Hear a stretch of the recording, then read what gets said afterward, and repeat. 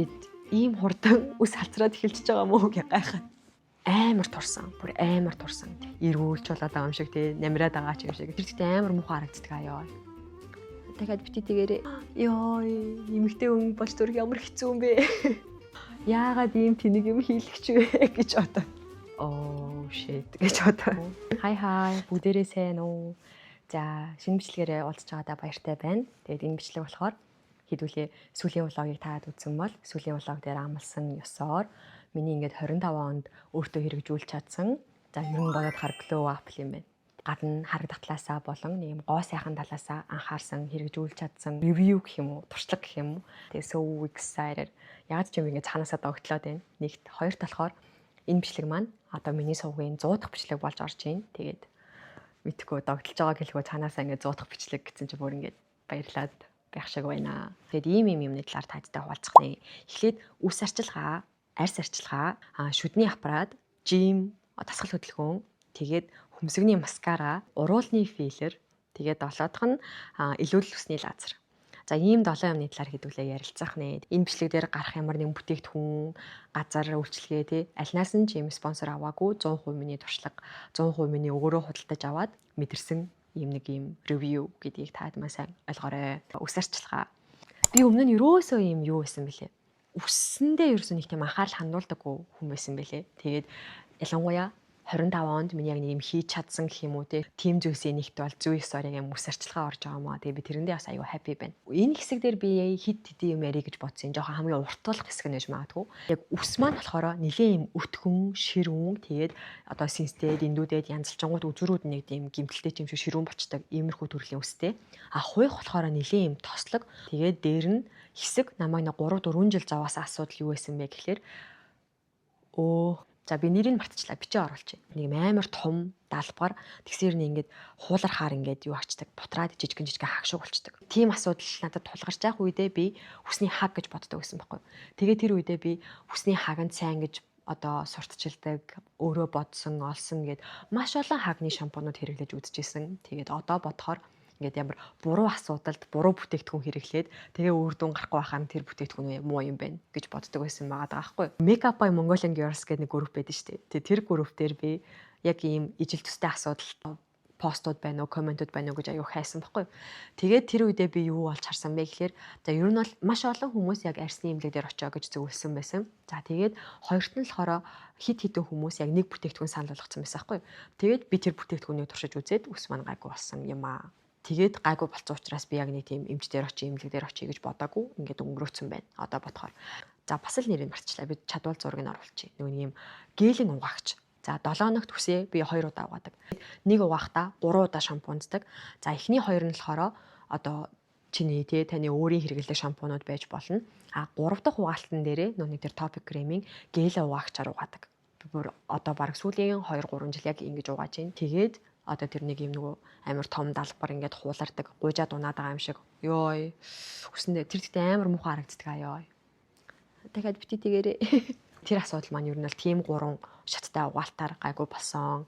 За тэгээд юу юм бэлээ? Тэр нөгөө гел угаагч шампунь нөгөө нь бас байдаг юм бэлээ. Тэгээд би шампунаар нь угааж үзсэн чинь жоохон тохирохгүй байх шиг байсан. Илүү нэг юм хуурайшаа даамжиг санагдсан. Тэгээд шампуныг нь биш гел угаагчийг нь хэрэгэлдэг. Хуйх арчилгаа, үс арчилгаа гэдэг чинь хоёр тустай юм байдаг юм байна штэ гэдгийг аюу хожуух гарсан. Тэгээд хэрэг бас мэддэггүй хүмүүс байвал тэрэн дээрээ анхаараарэ. Үсний маск. За би болохоор үсний маскыг өмнө за 7 хоногт нэг удаа заяа. За бүр амжихгүй бол нэг 14 хоногт нэг удаа. Тэгээд нэг удаа ашиглахдаа за нэг үсэн дээрээ түрхлээ, массажллаа, 4-5 минут болголоо угаалаа. Иймэрхүү байдлаар хэрэгэлдэг байсан. Зураг авалтанд орох гээд тэгээд миний үсийг янзалж исэн үсчийгч надад тэгж хэлсэн байхгүй. Айгу гоё өтгөө ус байна. Гэхдээ үзүүр нь нэлээ юм ширүүн байх гэдэг хандлагатай юм байна. Чи үсний маск хэрэгэлдэг үү? Яаж хэрэгэлдэг вэ гэд. Тэгээ би яг саяны хариултаа хэлсэн байхгүй. Монгол бол ингээд айгу хуурай ийм уур амьсгалтай орон. Тэгэхээр 5-аас 10 минут хэрэглэнэ гэсэн байх юм бол аль болох ингээд даблдаад хугацааг нь хэрэгжилж байвал илүү зүгээрээ Монголын нөхцөлд гэж хэлсэн байхгүй. Үснийхаа үзүүрт маска түрхлээ, сайхан ингээ массажллаа. Тэгээд үсээ сайхан хоош нь боогоод тэгээд алчуураа салуун усаар ингээд норгоод тэгээд нэг юм халуун бигнүүр шиг болчих штеп. Тэнгүүт үсээ ингээд бигнж байгаа юм шиг ингээ сайхан халуун алчуураараа ороогоод тэгээд бүр чадвал нөгөө нэг юм шүршүрд орохдоо өмсдөг нэг малгаанууд байдаг штеп. Тийм малгаагаар ингээд гаднаас нэг юм вакуумжуулж байгаа юм шиг үсээ үлдээгээд 20 минут. Ийм байдлаар 7 хоногт 2 удаа үсний маска тавиад үзье. Тэгэх юм бол ялангуяа өвлийн улиралт үзүүрийн гэмтлүүд нь хамаагүй дээрцтэй ээж туршаад үзээрэй гэсэн бохоо. Тэгээд би яг хэлснээр нь хийсэн 7 хоногт 2 удаа 20 минут. Тэгээд үнэхээр надад нөлөөлсөн. Тэгээ миний үс чи угаасаа өтгөн, угаасаа ширүүнийг хэлэхүү. Гэхдээ л бүр ингээд хамаагүй илүү нэг юм эргүүлж болоод байгаа юм шиг тий намираад байгаа ч юм шиг тийм мэдрэмж өгч чадсан. Өөрийнхөө ямар ч гэсэн хэрглэж байгаа маскыг 7 хоногт 2 удаа. Тэгээд ийм одоо би тэрийг халуун бигнүүрийн арга гэж нэрлэдэг байгаа. Энэ аргыг хэрэглээд үзээрэй. Үсээ хаана тайруулсан бэ? Ямар нэртэй тайралтай вэ гэж хүмүүс амар их асуусан. Би яг одоогоор бол юм зорж очдог үсч эднэр бол байхгүй байна. Тэг би яг одоо хийсэн байгаа энэ тайралтыг нөө юу басан юм? Манайх нүвэг байхад эхлүүрийн нүунийг зүүн талаарыг юм зам дагуу нэг өсчөнгүүд байдаг штеп. Тэр өсчөнгүүдээр нөө гэртээ ойрхон гээд ордог байсан байхгүй юу? Тэгээд би зураг үзүүлээд би үсээ яг ийм боломоор байна. Энэ тайралтыг надад хийгээд өгөөч гэж тайруулсан байхгүй юу? Тэг би тайралтынхаа бас нэрийг мэдэхгүй байна. Би ч нөө нэг юм зураг үзүүлээд ийм боломоор байна гэж тайруулсан байгаа штеп. Тэгээд яг үсчгээс гараад ирсэн чинь яг л тийм болсон амар гоё болсон. Үсээ угаасны дараа маргааш нь болсон чинь ямар ч юм нөгөө хэлбэр мэлбэрт ороог байгаа штэ. Тэгээд харчаад өө. Тэгээ эндээс миний ойлгосон 2 дахь сургамж заяа. Ийм тайралт хийгээд өг гэж зураг үзүүлчихэд тэгээд тайруулчлаа. Байнга л тийм байх юм шиг боддог байсан байлээ. Тэгээд тэрэнд чинь одоо үсний тайралтныг тусдаа үсээ хэлбэрт оруулна, стайлинг хийнэ гэдэг чинь 2 тустай ойлголт юм байна гэдгийг бас л одоо энэ жил л ойлгож мэдлээ. Тийм өнгөрсөн жил 9 сард төвшөө надад Dyson бэлгээсэн байхгүй. Тэгэд бүр амар удаж байна. Би хэрэгжилж чадахгүй яваалсан. За тэгээд яг үсээ ингэж тайруулчаад хэрэгжилж эхэлж байгаа юм. Хүмүүсийн бичлэгээс үзээд сурсан ч юм байгаа. Тэгээд өөрөө бас нэлээ ингээд олоудаа хийгээд хаар гарт ороод ингэчүүл амар юм байна гэд өөрөө олж мэдсэн юмнууд ч бас нэлээ байгаа. За тэгээ ингээд үсээ хэлбэрт оруулчлаа. Дараагийнх нь чухал юм болохоор hair oil. За би hair oil-ыг яг 25 онд л хэрэглэж үзлээ. Өмнө нь бүр ерөөсөө хэрэглэж байгаагүй. Яагаад гэхээр өмнө угаасаа үсээ тэгж одоо энэ нүдэж тэ хэлбэрт оруулж байгаагүй учраас. Үсний үзүүр ингээд нөгөө стайл хийгээд ирэхээр илт гэмтээд илт ингээд юу одоо ар заад эхэлж байгаа байхгүй юу. За тэгэл яг тэргээд эхлэнгүүт нь би hair oil хэрэглэх хэрэгтэй юм байна штэ гэж яг бодож ихэлсэн байгаа юм. Эхлээд би нөгөө Jisoo-гийн hair oil-ыг хэрэглэж үзсэн. Тэгээ тэр бол тун дайчгүй тэгээд айгүй бага ордог амар удаан хэрэглэгддэг. Үнэр нь бас дайчгүй. Ладорын hair oil хэрэглэсэн. Тэгээд үнэр нь жоохон хурц. Бусдаар бол дайчгүй. Нэг юм 3 төрлийн үнэртэй байдیں۔ Нэг нь арай дайчгүй, нөгөө хоёр нь бүр нэлээд хурц үнэртэй. Wellag-ийн нэг юм айгүй олон хүмүүс хэрэглэдэг юм да. Та рилүүд үзчихэл байсан баг. Хүмүүс сайн гэлээдэг. Тэр бас ер нь дайчгүй юм байлээ. Нөгөө Fino-гийн hair oil бас дайчгүй юм байлээ. Би нөгөө Fino-гийн улаан масканд бүр үнээр дуртай байхгүй. Хамтд нь хэрэглэж үзье гэж бодоод аваад тэгээд бас дайчгүй байгаа. За дараагийн асуудал руу оръё үсний. Би сая 4-5 сард ингээд би нэлээ нэг юм асуудалтай яваадсан байхгүй. Гэр бүлийн хүмүүс маань жоохон өвдөөд тэгээд нэлээ юм эмнэлэг домлог гээд бүр ингээд нэлээ нэг юм санаа зовнилттай, сэтгэл түгшэлттэй гэдэг нэг юм жоохон стресстэй гэх юм уу. Тэнийг өдөр гарах гэдэг үсээ ингээд хоошоо шуугаа боох гэсэн чинь миний яг нэг энэ хоёр тал одоо ч бас яг 100% зүгээр болчихоогүй л байгаа. Энэ хоёр тал өсгөө болчихсон. Тэгээ би бүр ингээд хараад илт үсэн шингэрсэн. Тэг бүр ингээд хараад гайхаад гэд ийм хурдан үс халцраад эхэлчихэж байгаа мó гэж гайхаад. Яг тухайн үедээ болохоор надад бүр тэр ерөөсөө огтхонч асуудал байгаагүй. Хувийн асуудлууд амар их байсан болохоор үсний одоо тэр халцралт бол миний хувьд яг мянгатах асуудал байсан. Тэгээ тэгэл гайг болчихвол үдээ гэдээ ерөөсөө нэг тийм тоогоогүй. Нэг мэдсэн жил зүгээр болчихсон. Тэгээд би одоо бодохдоо юу гэж бодож байна гэхээр нэг 6 сард нэлийн эмчилгээ дээр хийлгэсэн юм а. Тэр эмчилгээ болохоор нөгөө интершармing нэг юм хүсний лазер гэдэг нэг юм 6 үе шаттай эмчилгээ байт юм билээ. Тэр бас ерөндөө ч байсан. Тэгтээ жоохон үнэтэй. Тэгээд би одоо болохоор яг нэг юм чадвал улиралдаа нэг удаа орччихъя гэж бодоод байгаа. Биотин усан. Тийм. Тэгээд өөр чинь нэг мэдсэн чинь 9 сар гэхэд ер нь бол хүс маань гайгүй болцсон байсан. Тэгээд иймэрхүү юмд хэрэгэлсэндээ би одоо бодохоор яг одоо үсний тэр лед сам байна уу, биотин ч юм уу те тэднөөс нэх нөлөөсөн гэхээсээ илүү миний нөгөө сэтгэл санаа илүү тархлаа илүү нөлөөлсөн бахал гэж бодож байна. Стресстэй байх юмд ингээ санаа зовоод ах ер нь үс уналтанд тэгээ үс халцралтанд хамгийн их нөлөөлт юм байна гэж бодсон. Үсний сонин сайхан гэх юм бол ийм байна. Тэгээ 25 он бол миний хувьд яг өмнө нь хизээж үсэндээ ингэж анхаарал хандуулж байгаагүйгээрээ анхаарал хандуулсан амар их бүтээгдэхүүн хэрэгэлсэн ийм он жил байлаа. Та цанживэл би нөгөө подкастн дээр үсээ нэг урт ургуулж үзмээр байна гэж ярьжсэн шүү дээ. Тэгээд ямар ч гэсэн нэг юм өөрийнхөө хэмжээнд ургацсан байгаад нь баяртай байна. За дараагийнх нь болохоор skin care, арьс арчилгаа.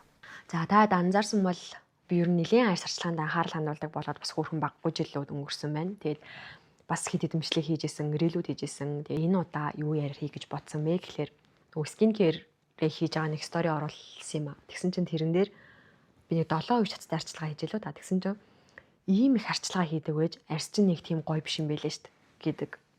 Тийм ирсэн байхгүй юу. Тэгээ угаас юм үг нэг гомдоход тэр хүн миний талаар юу ч мэдэхгүй штэ. Миний арьсны талаар юу ч мэдэхгүй те. Тэгэхээр одоо нэг гомдоод юу ч шалхав те. Тэндээс ойлгосон юм болохоор би ингээл ийм скин кэр хийж байгаа стори бичлэгнүүд хийгээлээдэг. Тэнгүүт хүмүүс ингээд скин кэр хийгээд амар гоё арьстай юм ялаа халтрамтай бүр юм глови те бүр тийм арьстай болцсон юм байна гэж бодоод байдаг юм байна да гэж бодсон. Тэгээ магадгүй тэр хүн надтай амьдараа таарсан байж магадгүй юм те. Тэгж харчаад нэг гоё арьстай биш юм байна шүү дээ гэж бодсон юм болов. 2-3 жилийн өмнө хийсөө заяа нэг юм гоё арьс гэхээр бүр яг юм ялаа халтрам гэд ямар ч юм өөсөө үгүй глови тийм арьс хүсдэг байлаа. Тэгээ одоо бол яг хүсчил байна. Гэхдээ арай юм реалистик болсон. Скин кэр бүтээгдэхүүнээр зүгээр болдоггүй арьсны асуудлууд маш их байгаа. Тийм арьстай болоход маш их хугацаа, маш их мөнгө орох юм байна гэдгийг амар сайн ойлгосон. Би таадаг нэг before өмнөх зургуудаа үзүүлээ заяа. Тэгээ би тэр хүнд яг өөрийнхөө тэр нэг амар арьстай үеийнхаа зургуудыг л явуулмаар санагдсан да. Тэгэд өнөөдрийн эсөгийн арьс болохоор ер нь л төгс биш заяа. Гэт магадгүй ингээд ямар ч будаггүй байхдаа би хинэгэнтэй дарах юм бол миний арьсыг ер нь л голно. Тий. За гэтэл миний өнөөдрийн байгаа энэ арьс маань миний бүр before тэг өмнөхтэй харьцуулахад миний хувьд амар төгс ахгүй юу? Скин кэр гэхээр амар хэмэрх гадаад юм аа. За би хамгийн гол ойлгосон юм аа л таадтай хуваалцъя. Би яг одоо болохоор зүгээр яг юм эрүүл арьс хүсдэг болсон байлээ. Нэг 2-3 жилийн өмнө хийсэн болохоор ийм юм хүсдэг байсан зав. Батга гарах юм бол энэ батгыг гяс гайгүй болгох юм юу вэ? Сайн бүтээгдэхүүн юу вэ гэж хайж тэгээд хайсныхаа үр дүнд хүмүүсийн ингэ санал болгосон энэ гоё тэр сайн гэсэн бүх юмыг аваад бүгднийг туршиж үзээд тэгээ нёгийг нь баг юм тууштай хүний уран бараг сарч хэрэглэхгүй тэгээл нэг юм 2-3 удаа хэрэглээд үр дүн гарахгүй нөгөө батган хിവэрэ байдаг ч юм уу тэгээ сорин хിവэрэ байх юм бол за сайн хотлаа маань гэд ингээ хайдаг. Маш юм хурдан хүчтэй ийм ич хитийн үр дүн хүсдэг байсан заяа. Гэтэл үнэ эрэхтэй за юм батга сэвх нөсөө толбтэй нүхчилт гэд иймэрхүү асуудлуудад чинь ер нь бол маш хүчтэй орц найрлах хэрэгтэй. Гэтэл тэр хүчтэй орц найрлагыг арьс хүлээж авахын тулд ийм хүлээж авч чадах үс эрүүл байх хэрэгтэй байдаг юм байлээ. Эрүүл биш байхад нь хүлээж авч чадахгүй байхад нь тэр хүчтэй юмнуудаар зодоод тахаар улам нөгөө батгах чинь ингээ purge хийгээд те улам олон болоод эсвэл хүн хүчилт чинь улам томроод те асуудал нь өөрөө томроод байдаг юм байлээ. Зүгээр болох биш. Би скин ментер үйлчлэгээ аваад ихэлсэн чинь би болохоор юу гэж төсөөсөн бэ гэхээр шууд миний тухайн үеийн асуудал батга байсан болохоор ингээ нэг юм батгыг маань эмчилгэл одоо зүгээр болохгүй юмнууд ингээд гяс надад хийх бах гэж бодож ирсэн баггүй тэр үйлчлэгийг авах та. Гэтэл ментор маань надад юу гэж хэлсэн бэ гэхээр за эхний ээлжинд хоёлаа эхний 2 сард одоо юм батга арилна, батга зүгээр болно гэдэг төсөөлөл үр дүн хүлээхгүй. Батгатай арьсанд хэрэглэх тэр хүчтэй орц найрлагуудаа хэрэглэхээс өмнө арьсаа бэлдээд арьсаа эрүүл болгох хэрэгтэй. Хоёлаа 2 сарыг яг энэ үр дүнд хүрэхэд бол одоо зарцуулнаа гэж надад хэлж ирсэн байхгүй. Тэгээ би shit гэж бодоо. За тэгээ яг үнийг хэлэхэд бол нэг тийм нэг их төсөөл хүлээлт тавиагүй дуртай дургу ер нь бол үйлчлэгийг нь авч исэн. 2 сарын дараа oh my god. Тэр үр дүн бол ингээд надад ингээд анх удаа эсөгийн хувьд амар шокны байсан. Арьс арчилгааны хувьд. Яагаад тэгэхээр арьс маань ингээд нэг юм батхан хിവэрэ заяа. Тэгсэн ирнэ ингээд эрүүл байсан. Миний арьс цаанаасаа ингээд гэрэлтээд байсан заяа. 2 сарын дараанаас за хоёулынх нь арьс бол ингээд хангалттай юм нөгөө барьерын сайн, тэгээ нэг юм нөгөө тэнцвэрэн сайн, баланстай тий. Тэгээд ийм хүчтэй орц найрлагуудыг хүлээж авахд бэлэн болцсон байна гэд. За тэгээд хүчтэй орц найрлагууд руу орж эхэлж ийсэн.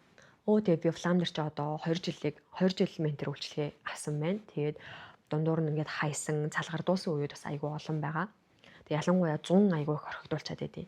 Ягаад тэгэхээр ингээ нөгөө аялна эсвэл ингээ хөдөө гадаа явна те. Тэнгүүд нөгөө хөдөө арьс арчилгаа хийх юм бол ер нь бас л амар чаленж нь штэ. Тэг батгандаа би нэг талаар санаа зовнохоо болцсон. Ягаад санаа зовнохгүй байна вэ гэхээр би нөгөө нэг өмнөхтэй харьцуулахад өмнөхсөө бол ингээ шууд чахан заяа. Амар санаа зовнол. Батг гарчлаа энэ төр гэж мэгэл те. Ягаад тэгэхээр тухайн үедээ би нөгөө нэг ямар орц найрлага юу хэрэглэхээ мэдэхгүй нэг юм сандарсан хүн байдаг байсан байгаа даахгүй. Одоо болохоор би батг гарах юм бол ажиглаад нэг юм мэддэг болсон батгаа. За энэ бол нэг тэд хоногт гайгүй болчих батга байна.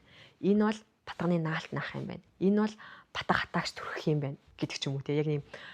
Яг юм харагдах байдлаас нь өөрөө оншилж мэдээ тэрэндээ тохирсон юм хэрэглэж чаддаг болсон.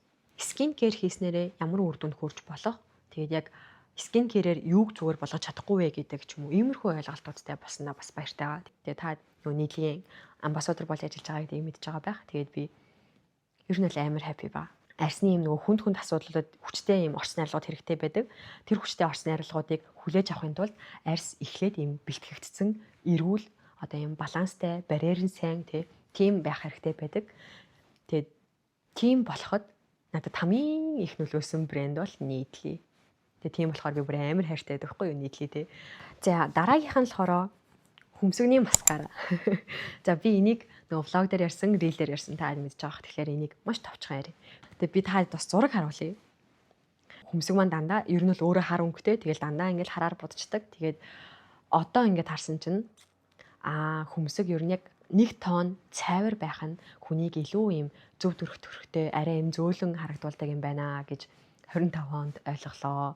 Яг миний бодол байж магадгүй, би өөртөө тийг санагдаад байгаа байж магадгүй. Гэхдээ одоо ингээд хөмсгөө арай цайвараар боддог болсон манаас илүү таалагдж байгаа. Заавал миний тэр хэрэглээд байгаа маскара биш юм гэхэд ер нь хөмсгөө нөгөө амар олон маскараны брэндүүд байгаа шүү дээ. Тэгэхээр тестерийг хэрэглэж үзэж байгаа. Яг нэг юм хөмсгний маскарагаар хөмсгөө 1 тонн цайруулаад будаад үзээрэй. 25 онд олж үйцэн бүр ингээд айгуу дэчүү глоw up-ийг гэж би бодоод байгаа. Шүдний аппарат байна. За би 25 онд нэлээдгүй мөнгө зараад авдаг тийм шүдний аппараттай болсон. Тэгээд одоо ер нь бол хариуг дуусгаж байгаа нэг 2-3 удаагийн зүйлт дутуу байна. Тэгээд би ер нь шүдний аппарат надаас айгүй их асуусан учраас яг нэг тусад нь бичлэг болгоод хийчихье гэж бодоод байгаа. Тэгээд бас чадах нь яах нь. Тэгээд ямар ч байсан шүдний аппарат бол миний 25 онд хийж чадсан ийм glow up-ийн нэг гэж би бас хэлж чадна. 25-ны актараа гэдээ ургадаг штеп. Тэр актараа ерөөсөө ургаагүй байхгүй. Миний ингээд хойтлын буйл ингээд нэг амар өвдөд. Тэгээ би шүдний эмчтэр очиод үзүүлсэн чинь нэг ургаагүй биш. Ингээд нөгөө шүдэнд нь хангалттай зай байхгүй учраас нөгөө буйлаад хурж гарч ирч чадаагүй. Тэгсээр нэг ингээд буйлын дотроо ингээд 2 актараа маань байгаад байсан. Зай байхгүй учраас ингээд дээшээ гарч ирч чадахгүй. Буйлаа цөмлөөд гэнэ. Тэгээд нөгөө цөмөлж гарч ирэх гээд өөртөө зай гаргах гад нөгөө актараа чинь энэ урд байгаа шүднүүдээ ингээд шахаад идэм билээ. Яг энэ доотлын 2 шүд гэж бодъё заяа. Ийм байх хэвээр шүд яг нэг ийм болцсон байсан. Өөрөө нөгөө бичлэгнүүд дээр анзаараад гэд бүр яж чад бүр яг ингээ анзаараад үзчихээр бүр амар анзаарагдан за бүр ингээд хүүе бүр ийм шүд ийм дали болцсон юм уу гэд бүр гайхаад давуу талууд их байгаа, сул талууд бас аягүй их байгаа. Тэгээд би энийг хэрвээ яг сонирхож байгаа хүмүүс байх юм бол тусад нь яг нэг юм өөрийнхөө шүдний before after эдрийг харуулж агаад нэг бичлэг болгоё гэж бодож байна. Гэхдээ ямар ч байсан одоогоор бол би ингээд нэг өсвөр дүндээ хүрчиж байгаа учраас айгүй таалагдж байна. Одоо нэг 2-3 удаагийн зүйлс дутуу байгаа. Тэгээд уусаа бичлэгнүүд дээр бас харагдаж байгаа хаа ингээд илт угаасаа л тэгшрээд байгаа. За дараагийнх нь болохоор одоо юу тасгал хөдөлгөөн байна. Жим байна. Фитнес байна. Тэгээд би яг 25 онд төшөө бид 9 сараас явж эхэлсэн байна. Тэгээд 12 сар сая нэг алдаг оног явсан. Тэгээд тэгэхээр одоо нэг 2 сар гэх юм уу. Ямар ч байсан явж эхэлсэндээ амар их баяртай байна. Амар турсан. Бүр амар турсан. Тэгээд ингээд таарсан бараг л хүн болгон ойр дотны хүмүүс маань ингээд хүүе зүгээр үү гэд. Тэгээд бүр аавч хоёр маань санаа зовоод тэг яг юм намайг нэг юм тийм ясан идрэг гэж хараад байгаа байхгүй юу нүдэндээ. Тэгээд би тухайн үедээ болохоор өөрийгөө ерөөсөө мдээгүй заяа. Анзаардаггүй юм билий. Тэгээд тэр үед болохоор би яг 44 кг болцсон байсан. Тэгээд яг 44 кг-тайгаа нэг жил гар явсан. Тэгээд амар нийтдээ нэг юм хармар хувц өмсгөр юм чупа чупс шиг болчдаг заяа. Амар том толгой тэгээд амар жижигхэн би. Ер нь бол миний нормал жин яг 50 байхгүй юу. Тэгээд би 50-аас 48 болж буугаа 46 болж буугаа тэгээд 44 дээр очсон нэг мэдсэн чинь. Тэгээд яг өөртөө болохоор ингээд миний амьдралын хэв маяг зүгээр хооллолт зүгээр ингээд нэг болохгүй юм байхгүй л санагдаад байгаа тэр үед. Тэгсэн ирнэ тэгж амар турцсан байсан. Бикини өмсгөр бүр ингээд яг энэ цээж хэсгийн яс мас гээд нөгөө энэ хөлн дээр чинь бүр ингээд гуйны дотор талаа ингээд ухаад ингээд бүрийн хилээд ингээд зороод авсан юм шиг ингээд юм айгүй юугүй. Жин нэмэх чинь бас яг жин хасахтайгаа лээжлэхэн айгүй юм хүнд асуудал юм билээ шүү дээ. Яг хүссэн шиг тийм амархан болчтгүй.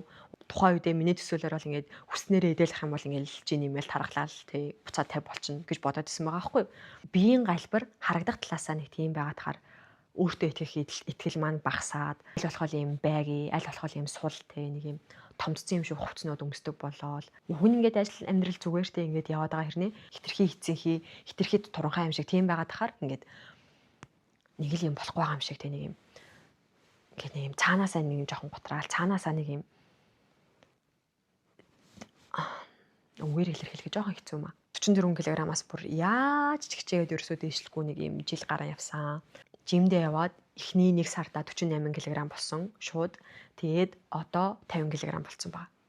Тэгээд тэр маань бүр ингээ so happy, тууштай үргэлжлүүлэх юм passion, хүсэл эрмэлзэл надад одоогоор байна. Энэ одоо ийм passion төрсөн байгаад айгүй баяртай байна. Асгал хийгээд гоё галбартай болоод байна гэдэг нь нэг юм 20-30% таа заяа.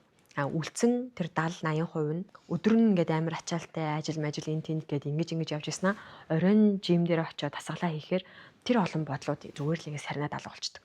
Тэр нь надад хамгийн их таалагддаг. Өсвөлээ жимдээ явна. Тэгээд би бас пилатест явж үзье гэж бодож байна. Тэгээд газрын теннисээр хичээлж үзье гэж бодож байна. Тэгээд газрын теннисэндээ бүртгүүлсэн байгаа.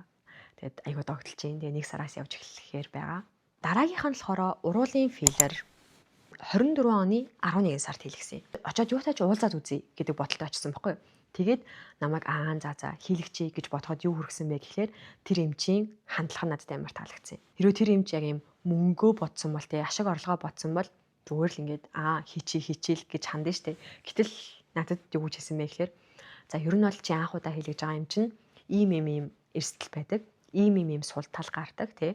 Тэгээд одоо чи ингээд насаараа 20 хэдэн жил ийм нэмгэн урууландаа тасцсан амьдарч хагаад гинт ингээд маргааш ийм том уралтай өөрийгөө харахаараа жоохон зочдөг, тэгээ гайхдаг, яах гэж хэлэвэ гэж боддог гэд. Гих мэтчлэн надад бүр ингээд гарч болох бүх ингээд одоо бодогдож болох те бүр би өөрөө overthink хийж болох юмнуудыг хүртэл ингээд хэлж өгөөд ийм Instagram-ийн фильтр заяа. Би тэр фильтрийг ингээд фильтр гүйлгэж харж яснаа тэр фильтрийг тавьсан чинь миний уруул ингээд амар хөөрхөн харагдчихсан надад. Амар тийм том биш яг зүгээр л амар хөөрхөн харагдаад. Тэгээ тэр зургаа би тэр эмчд үзүүлээд би яг ийм уруулал хүсээд байгаамаа. Тэгээ та ерөөсө том биш. Тэгэхээр та яг энд тохирсон л надад хийгээд өгөөч гэд. Тэгээ би болохоор эхлээд шууд зөвхөн дээдлийн урууландаа хийлье гэж бодсаахгүй. Надад зүгээр доотлын уруул маань надад fine зүгээр дээдлийн уруул маань хитрхи юм нэмгэн юм шиг санагддаг байсан. Би ингээд зөвхөн дээдлийн урууландаа хийх гэсэн юм аа гэж очиж хоолцсон чаа. Ер нь бол яг болдог. Гэхдээ эвгүй байдаг. Яагаад тэгэхээр филлер ч одоо ингээд юм гадны биеттэй. Гадны биет ингээд биет орчоор яг ингээд өөрийн уруул шиг байдаггүй. Даарах эсвэл ингээд алкогол хэрэглэх гэх тасгал хөдөлгөөн хийх гэх мэтчлэн иймэрхүү үеүүдэд ингээд юм одоо хэвийнээсээ илүү том хэмжээтэй болчдөг. Тэгэхээр ингээд одоо нөгөө доотлын уруулнаас илүү том уруултай харагдах үеуд байна гэсэн үг. Тэгэхээр жоох эвгүй байх гададаг. Тэгэхээр аль алийг нь тэнцвүүлээд ижлэгэн дээд доод уруултаа хийчүүл зүгээр байдаг гэж зөвлөд. Тэгээд хийлэгвэ. Чинь хамгийн бага тунгаар нь хэлсэн. Маргааш нь болсон чинь манай эмч бүр надад амар их анхааруулж хэлсэн заяа бүр ингээд чи маргааш сэрээд яах гэж хийлэгвэ гэж бодноо. Тэгээд тэр бодолтой бити автаарэ. Хаван мавн буутлаа нэг 7-10 хон. 7-10 хоносны дараа чи гайгүй тасаж эхэлнэ. Тэгээд яг над филлер чинь чиний өөрийн уруул юм шиг харагдах хүртлээр 3 сарыг зарцуулдаг шүү. 3 сарын дараа л бүр яг өөрийн юм шиг гоё харагдана гэд. Тэгээд бүр маш их тэгж анхааруулж хэлсэн заяа. Тэгж хилээд байхад угаасаа л хүний нөө сэтгэл зүй гэж л тэр л ахaltaа. Яагаад ийм тэнэг юм хийлгэж вэ гэж одоо. Тэг бүр нэг юм бомбтуулсан юм шиг л бүр юм дарвайсан юм том юм болчихсон маргааш нь. Яг л эмчи маань хэлснээр 3 сарын дараа яг ингээд миний өөрийн уруул шиг харагдсан. Тэг хүмүүс нөө филлертэй нөө хэлбэр уруулахын хэлбэрт донтох гээд байдаг юм билэ. Ингээд 3 сарын дараа яг ингээд гоё харагдаад эхлэнгүүт нь одоо энийг нь чингчмээр юм уу, эндээ ч нэмчмээр юм уу гэд ингээд илүү ингээд давраад гэх юм уу тий улам донтох гээд байдаг юм шиг байлээ. Тэг яг тэр үедээ бас өөрийгөө хазаарлаж сураарай. Урууланд чинь нэг ийм одоо ийм хүрээ амар чухал юм байлээ. Филлер хийлгэх гэд энэ хүрээ хүмүүсийнх бүр янз бүр заяа. Ингээд чанга байснараа одоо филлер хийлгэх юм бол яг л ийм уруулан дотроо филлер нь байж гин. Чанга биш хүмүүсийнх ямар эрсдэлтэй байдаг вэ гэхэлэр нэг хүрээний юм чанга биш учраас ингээд халиад уруулан дотроо биш бүр ингээд ийм доошоо ирүүлээгөө эсвэл дээшээ ингээд мимик бас амар нөлөөтэй байдаг юм билээ. Энийхтэй яг ямар хувирал гаргадаг тий зүгээр ингээ ярьж байхдаа уруул чи яаж хөдөлдөг гэд тиймэрхүү зүйлсийг хийж байгаа юмч маань маш сайн анзаараад за чиний яг энэ хэсэгт ийм тунгаар хийвэл зүгээрээ тэгхгүй бол одоо ингээд халина тий эсвэл ингэн гэд маш сайн зөвлөд өгдөг юм билээ. Тэр нь надад амар таалагдсан.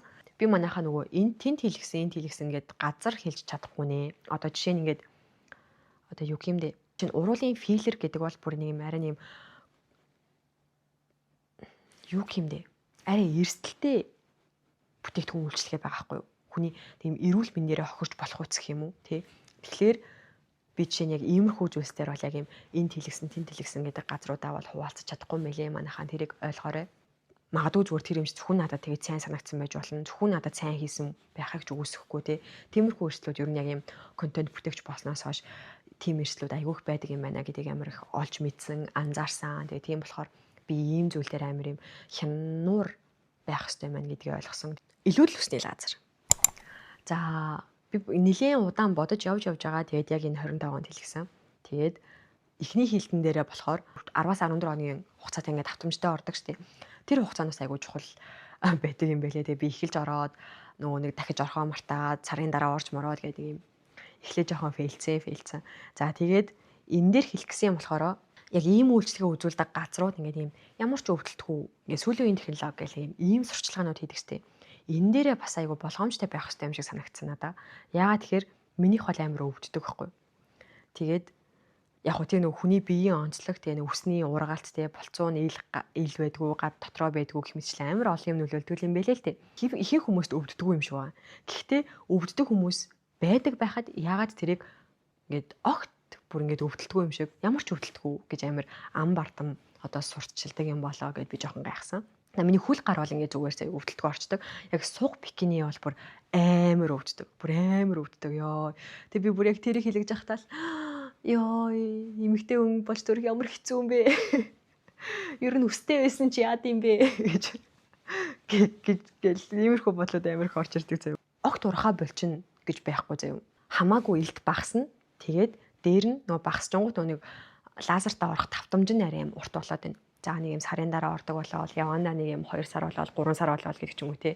За тэгээ явандаа бүр нэг юм улиралдаа нэг мэд гээд иймэрхүү хугацаанд ингээл уртцаад явааддаг юм билээ. Түүнээс биш одоо ингээд за урхаа болчлоо гэд огт орхоо болчдөг ийм үйлчлэгээ бол биш юм бэлээ шүү. Ер нь бол амар байгаа. Тэг ямар ч байсан л ингээд нөгөө зураг авалтанд орох болно. Эсвэл ингээд аялна, бикини гэл гих мэтчлийн юмнууд ингээд анаал вакс хусна гэл ингэж яхаар ер нь лазерт орчвол амар юм байна гэж би өөрөө бодоод шийдээд орсон. Эхний 2 3 оролтууд бол ерөөсөө тийм амар байгаагүй. Бүтэн биенийх нь бол бас хөөрхөн баггүй үнэтэй.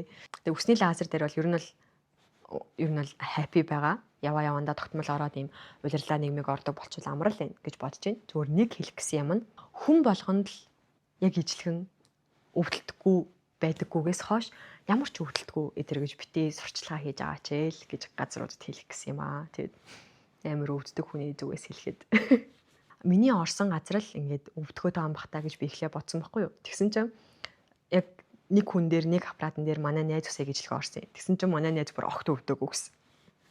Тэгээд окей за энэ яг нөгөө хүний онцлог юм байна гэдгийг нь яг тэгж ойлгосон байхгүй. За ийм байна. Тэгээд та хэд маань хэрэг болсон байж магадгүй. Тэгээд ямар ч байсан би 25 ондоо ингээд нэг юм өмнөх жилүүдтэй харьцуулахад нэг юм өөртөө хэрэгтэй гэж бодсон юмдаа гар таталгүйгээр өөртөө зарцуулж чадсандаа нэг жоохон өндөр үнэтэй байх юм бол бүр ингээд төлөвлөж агаад хуримтлуулж агаад зарцуулж чадсандаа ямар ч гэсэн happy band 26 онд үргэлжлүүлээд яг нэг юм өөрийгөө илүү юм гоё эмхтээлгээр мэдрээд тэ нэг юм хамгийн гол хүсэж байгаа юм маань болохоор арьс үс тэ ингээд бие бялтар гэдэг юм цогцоороо нэг юм эрүүл байгаасай л гэж хүсэж байна.